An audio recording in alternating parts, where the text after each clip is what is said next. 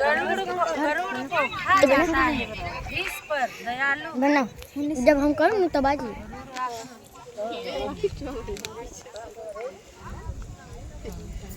गरुड़ प्रतिदिन आकर गांव के एक लड़के को खा जाता है।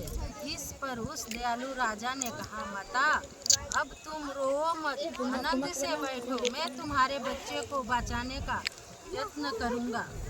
इतना कहकर राजा उस स्थान पर गया जहाँ गरुड़ आकर प्रतिदिन मांस खाया करता था। उसी समय गरुड़ भी उस पर टूट पड़ा और मांस खाने लगा।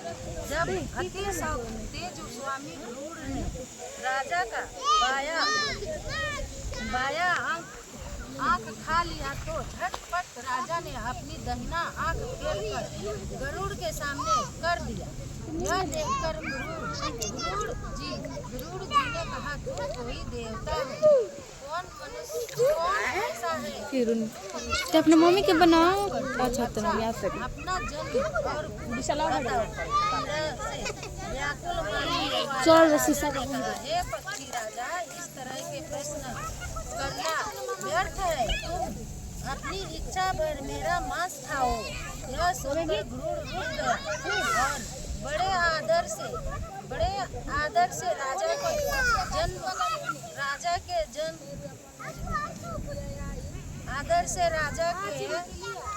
और कुल की बात पूछने लगा।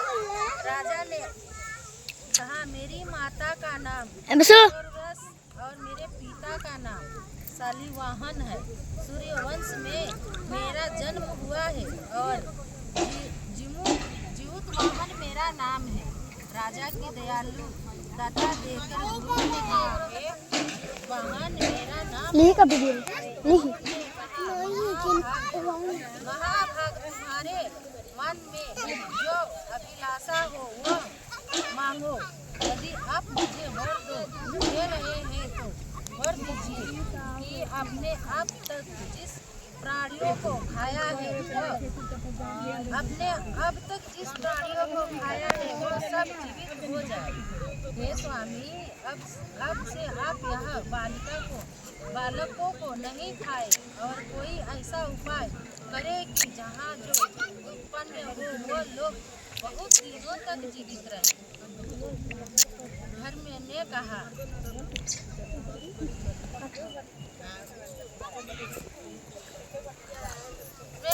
पक्षी राजा गरुड़ राजा को वरदान देकर स्वयं अमृत लाने के लिए नागलोक चले गए। वहां से अमृत लाकर उन्होंने उन मरे मनुष्यों के हड्डियों पर बरसाया। ऐसा करने से सब लोग जीवित हो गए जिनको पहले गरुड़ ने खाया था। राजा के त्याग और